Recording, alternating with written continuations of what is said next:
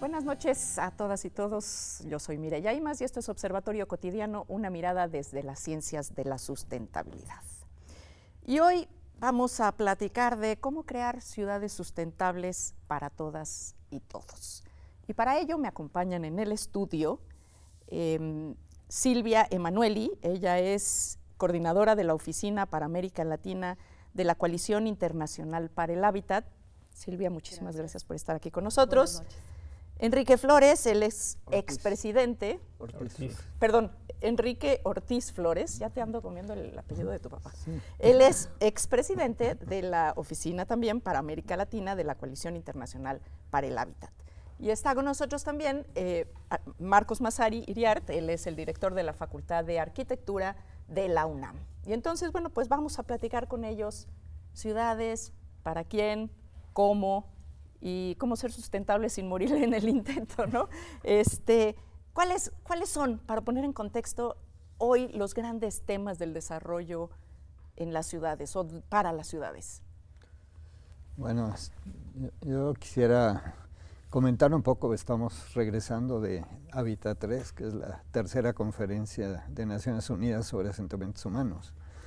Yo he participado en las tres, desde Vancouver hasta esta última, y siento que a pesar de que en Vancouver no había tanto esa conciencia, aunque ya venía precisamente porque se hace esa conferencia a raíz de la reunión de Estocolmo, ¿no? Sobre sustentabilidad, y se ve que la parte de donde vive la gente es un punto clave. Pero ahí se manejó la totalidad, la ciudad y el campo. Aquí se han olvidado del campo, absolutamente. Naciones Unidas se ha ido estrechando en su visión y los gobiernos igualmente. Creo que es un error pensar que vamos a lograr ciudades sustentables si no pensamos en el campo.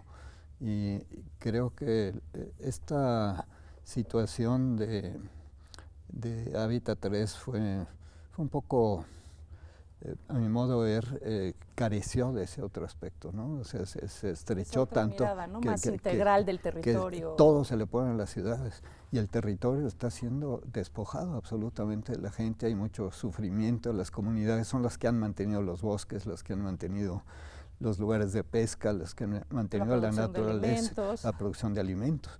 Entonces, ¿cómo vamos a lograr ciudades sustentables si no estamos pensando integralmente el continuo campo-ciudad, ¿no?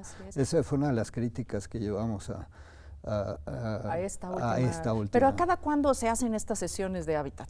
Silvia. Se hacen cada 20 años, por eso Enrique el espacio entre una y otra es muy grande, ¿no? Claro, es un espacio muy grande y además en esta última, por ejemplo, Hábitat 3 no hizo un balance de lo que pasó en los últimos 20 años justamente. De estas conferencias... Es que es un balance muy grande, ¿no? Claro, o sea, pero ningún gobierno en su informe nacional que debía llevar efectivamente a Quito, donde se llevó a cabo la tercera conferencia sobre hábitat, ningún gobierno hizo este balance, ni el gobierno mexicano, ni en general otros gobiernos del planeta.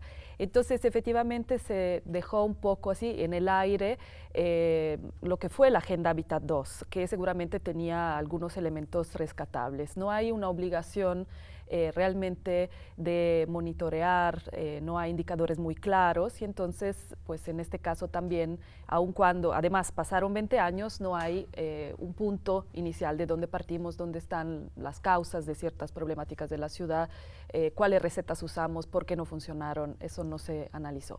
Marcos, ¿cómo se podrían hacer estos análisis que, digo, son periodos de tiempo muy largos, que trascienden a los gobiernos? Y luego, desgraciadamente, las instituciones no recogen lo que venía siendo la institucionalidad anterior y en 20 años se nos pierden como que los objetivos y los esfuerzos, ¿no? Incluso las perspectivas de gobierno. Sí, en realidad yo creo que hay dos aspectos, como tú dices, como bien dice Enrique, o sea, uno es cómo los gobiernos lo ven y otro es cómo lo vive la gente. Y en esa parte es donde creo que las universidades tenemos un papel muy importante, porque el monitoreo del que se está hablando, de si se realiza por parte de las universidades, es un trabajo permanente. Por otro lado, también creo que algo de lo que es fundamental es que en 20 años somos otros países. Somos otras ciudades, somos otros lugares. Bueno, la Ciudad de México y la urbanización en México, país, ¿no? Se ha dado de manera acelerada en estos últimos años.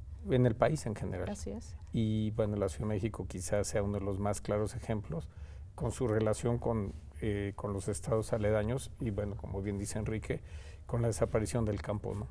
Llega un momento en que parece que todo es ciudad y nos hemos olvidado del campo.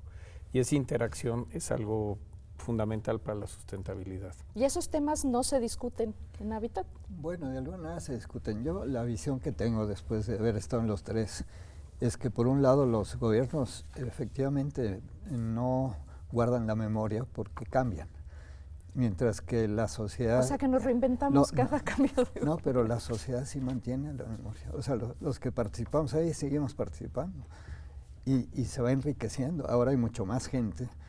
Y la memoria histórica de estos eventos la tiene la sociedad. Incluso la implementación de las agendas, quienes la han hecho es la sociedad organizada. Y de alguna manera lo que, por ejemplo, ahora Quito fue lo que dice Marcos, las universidades fueron clave en todo esto, ¿no? Tanto las universidades como el sector académico a través de la Flaxo, que hizo un evento paralelo académico de primer nivel. Y también las comunidades hicieron otro evento de resistencia, ya más crítico, las organizaciones sociales. Pero las universidades, cada una hizo cosas. Yo estuve cuando menos en 4 universidades trabajando con los muchachos o dando una plática o presentando libros o lo que sea. Pero hay un interés muy fuerte en estas temáticas. A mí me gustó mucho esta vez porque hubo un tiempo en que los jóvenes no estaban interesados en la parte social y en la parte ambiental. Ahora sí lo están. Y había... Sí, bueno, pues es que les estamos heredando un futuro poco halagüeño, ¿no? Sí, no, pero ahora hay conciencia y hay ganas de hacer cosas. A mí me sorprendió mucho, mismo en nuestra coalición, ¿no? Porque hubo mucho más gente, mucho más organizaciones, mucho más gente interesada en lo que estamos haciendo. Y creo que ahí es reconocer esto en la sociedad y esta vinculación que tiene que haber entre la academia vinculada, no la academia ahí encerrada, sino la academia vinculada a estos procesos es fundamental. A mí me tocó un diálogo con Saskia Sassen, que es académica dura, como ella se dice, ponía de romántico lo que hacemos nosotros. Le digo, se necesitan las dos cosas, se necesita la base dura, que nos diga qué está pasando en el mundo, pero se necesita también el corazón de la gente moviendo las cosas, ¿no? Claro, y también es importantísimo empezar a generar, como decía Marcos, el tema de los indicadores. Es que si no tenemos indicadores, seguimos como dando un poco palos de ciego, ¿no? O sea, los análisis nos llevan al lugar donde estábamos hace 20 años, pero post-mortem, ¿no? O sea, estamos ahora haciendo el análisis de lo que pasó y no tenemos como una ruta que nos permita ir midiendo, corrigiendo, evaluando, generando nuevas alternativas. ¿Hay alguna propuesta en este sentido, Silvia, cómo podemos construir estos indicadores? Sí, nuestra coalición propone efectivamente dar seguimiento sobre todo a los temas que nos parecen más relevantes de esta agenda. Por ejemplo, logramos que la agenda reconociera el derecho a la ciudad. Consideramos que esta es una lucha ganada por parte de la sociedad civil que ha impulsado este derecho, un derecho que viene de lejos, viene de Lefebvre, del filósofo francés, pero que en realidad ha sido... Uno de los primeros urbanistas sociales, ¿no? Así es, Sí, pero que me tocó leerlo hace ya muchos años. Ha sido concretado aquí en América Latina por parte de los movimientos sociales, ¿no? Entonces, ahí en la agenda se encuentra, después de mucho esfuerzo, incluso diplomático, con muchos países en contra del reconocimiento del derecho a la ciudad, este concepto, incluso, digamos, no es la mejor definición del derecho a la ciudad que hubiéramos querido, pero ahí está reconocido. Tenemos la función social de la propiedad, tenemos todo el tema también de producción social del hábitat, temas efectivamente de sustentabilidad, entonces hay mucho de dónde cortar, por así decirlo, incluso exclusivamente escogiendo los temas que nosotros consideramos fundamentales. Entonces la coalición sí va a dar seguimiento, el seguimiento que, como se decía, los gobiernos no dan. Lo ha hecho desde siempre, desde Hábitat 1 de alguna manera, y sí vamos a proponer indicadores. Un poco el problema es que hubiéramos querido un marco de derechos humanos más claro en esta agenda, incluso de derecho a un medio ambiente sano, que nos hubiera facilitado un poco la tarea, porque ahí ya existen los límites, digamos, y ya hay indicadores, bueno, más o menos. Más o menos, que se están construyendo entre varios actores, y la falta de alguna forma de este marco claro de derechos humanos en la agenda nos va a complicar. Pero seguramente vamos a hacer todo lo posible para subrayar cómo se está avanzando o no. El problema es que la agenda no cuenta realmente tampoco con un plan, digamos, de aterrizaje de todo lo que se propone, un plan de acción, digamos, demasiado detallado. Entonces, pero es que también supongo que la coalición de países y las condiciones de cada uno son diferentes. Marcos, ¿cómo poner en marcha una nueva agenda urbana? ¿Cómo poder aterrizar los acuerdos de reuniones como las de Hábitat, por ejemplo, en México? Yo creo que lo importante es que tenemos una parte tangible y una parte intangible. Y eso cuando tú haces un indicador hay que lograr un equilibrio entre ambas cosas, ¿no? Porque todos vemos que crece la ciudad, pero eso no significa que es ciudad. O sea, crece porque se apropia el territorio, se desparrama, pero finalmente ese no es el concepto de ciudad, porque el concepto de ciudad que tenemos que ver hoy tiene que ver primero desde las personas, desde la gente. Y uno de los aspectos que nos pega muy fuerte, sobre todo en un programa como este, es la relación entre el medio natural y el crecimiento de la ciudad, pero también entre el medio social y la cultura. Y a eso vamos a regresar. ¿Cuál es el derecho a la ciudad y cómo se sustenta? No se vaya, regresamos después del corte.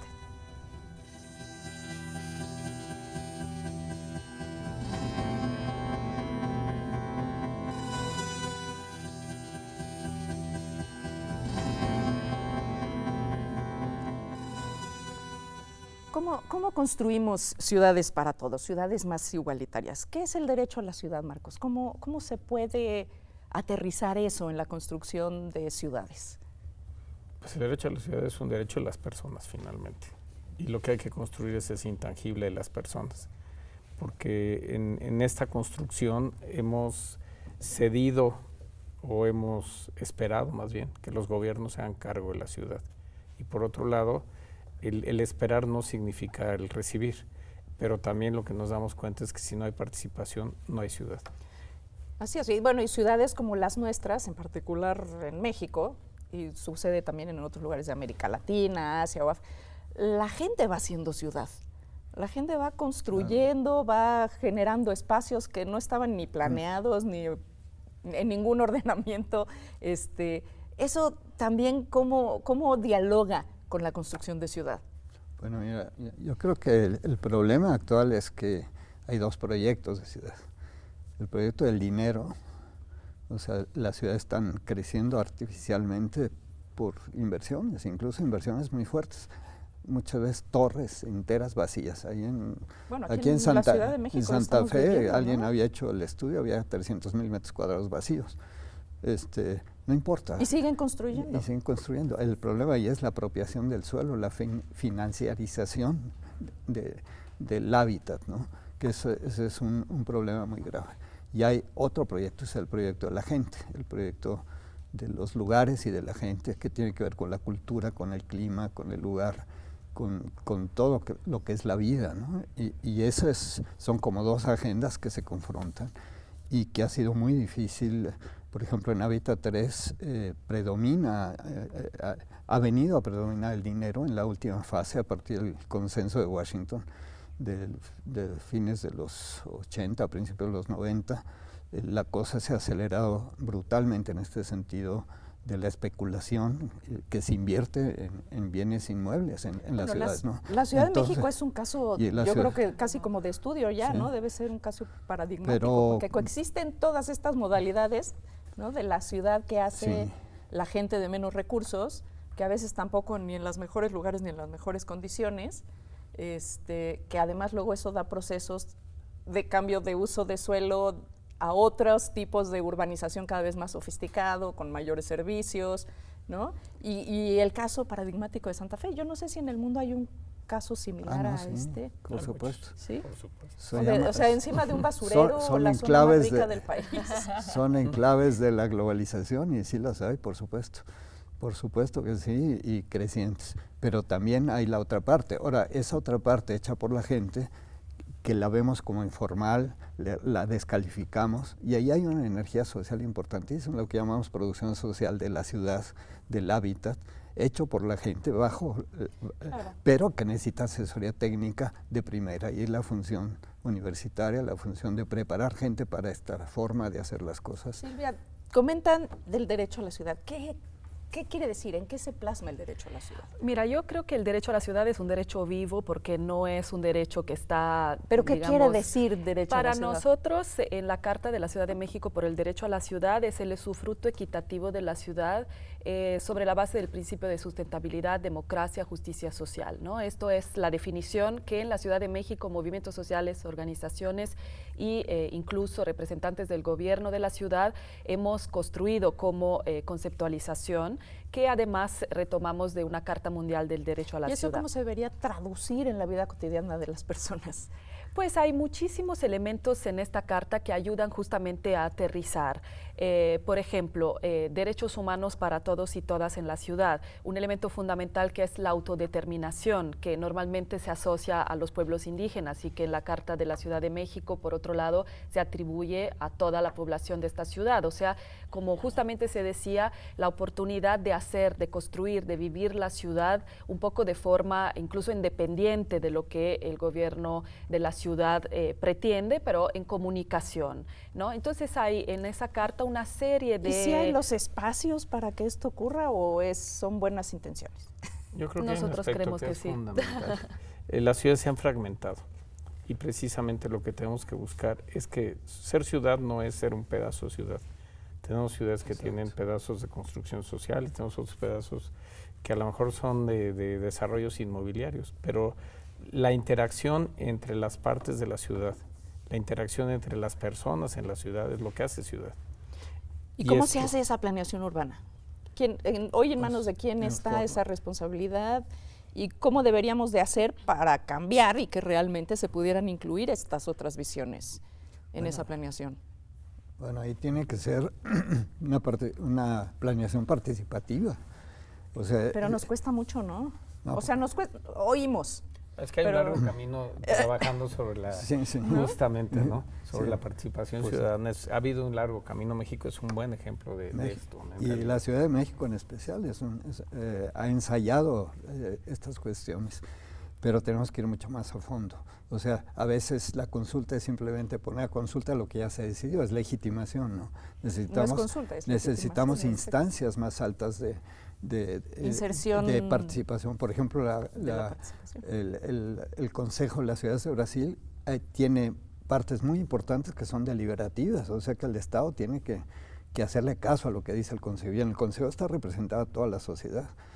Hay otras que no, pues son más delicadas o donde tienes que equilibrar intereses diferentes, ¿no? Que ese es el papel del Estado, hacer que haya equidad en la distribución de las cosas. Pero en tu barrio, en tu casa, y aquí estamos al revés, la casa te la diseñan y la ciudad la dejamos al libre juego del mercado. Bueno, y cada vez la Ciudad de México y otras ciudades del país, ¿no? En donde crecen como hongos las plazas, crecen como hongos los edificios estos gigantes, que además es all inclusive, ¿no? O sea, ahí tienes la tiendita, bueno, ya no es la tiendita, es el supermercado, tienes los servicios, todo en tu edificio, ya nomás te faltaría que también ahí estuviera la oficina, ¿no? Y esto hecho que perdamos la interacción. Pues a muchos ya los mandan a su casa. A la oficina en casa, ¿no? Sí. ¿Y ahí qué nos pasa? ¿Qué le pasa a una ciudad cuando ocurre eso? Pues pierde la interacción, o sea, la convivencia entre la gente. Y entonces lo que pasa es que se fragmenta y se aísla. Y cuando tú quieres ver el problema de ciudad, lo tienes que ver con un gran paraguas en donde tienes todos estos espacios separados, con intereses separados, que no es hacer ciudad. Y la agenda urbana, una de las cosas más débiles que creemos que tiene es que justamente ha olvidado toda la parte de democracia. O sea, todo este aspecto está ni mencionado en la agenda urbana. Entonces, sí es muy difícil, según el derecho a la ciudad, hacer ciudad sin la participación realmente de la gente, una participación que va mucho más allá de la democracia representativa, además. ¿Y cómo debería de incluirse la democracia en el quehacer de ciudad?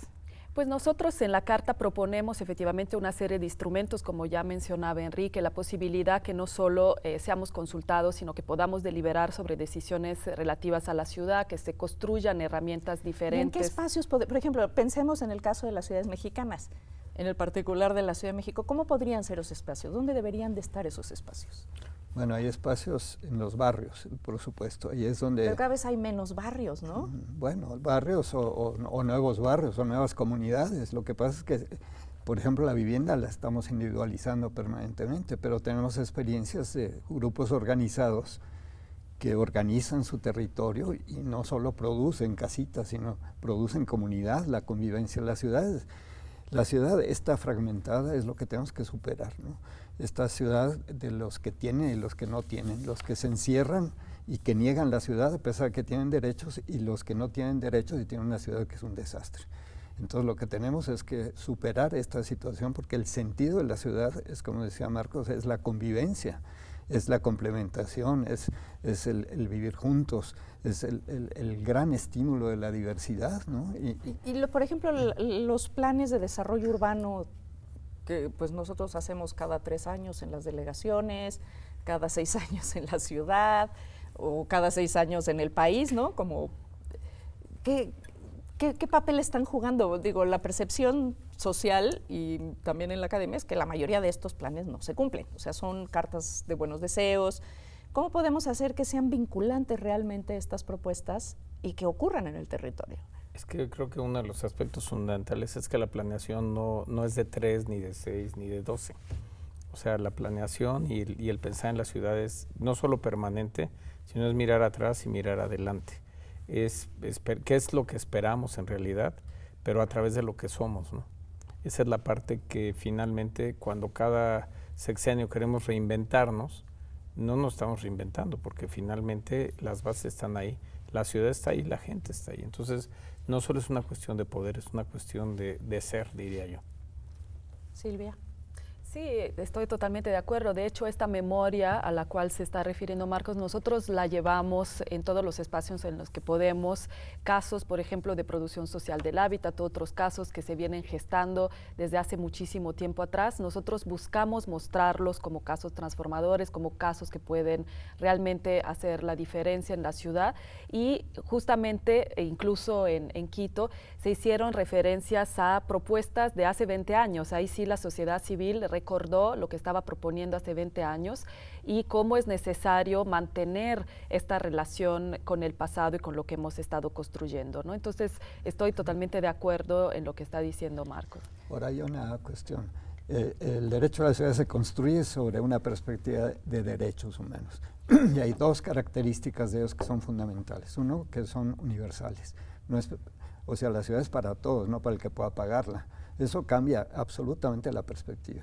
Y la otra es que son interdependientes. Interdependientes nos acerca a una visión compleja de la ciudad, a manejar las interacciones de todas las cosas con todo. Y esa es una visión que supera la sectorialización que estamos viviendo, que ayuda a la fragmentación, ¿no? Claro, y ahí que luego se nos olvida el tema ambiental, sí. ¿no? Exactamente. Y entonces producimos espacios totalmente emproblemados porque pues no respetaron para nada los... una hipoteca verde al que pone un foquito ahorrador y se echaron un bosque, ¿no? O sea, ¿qué es lo que está pasando? O sea, no hay una visión integral de las cosas, o sea, sean parchecitos. Eso nos obliga a una visión totalmente distinta. Y en eso sí, es una aproximación muy interesante en la que creo que tenemos que evolucionar. Y creo que esta universidad, en todo este trabajo que está haciendo interdisciplinario, ¿no? Todos estos grupos interdisciplinarios pueden aportar enormemente a este proceso, pero la sociedad también. Lo que nos hemos dado cuenta en las experiencias que hacemos con la gente es que ellos sí manejan la complejidad. Pues sí, porque la gente maneja la vida, vive su vida y la vida es compleja. Pues llegamos al final de este programa. Agradezco muchísimo a Silvia, a Marcos, a Enrique su presencia del día de hoy. Pues seguiremos discutiendo porque este es un tema que no se agota en esta mesa, no se acaba en una sola sentada, y sobre todo a usted le agradezco habernos acompañado en este Observatorio Cotidiano, una mirada desde las ciencias de la sustentabilidad. Hasta la próxima.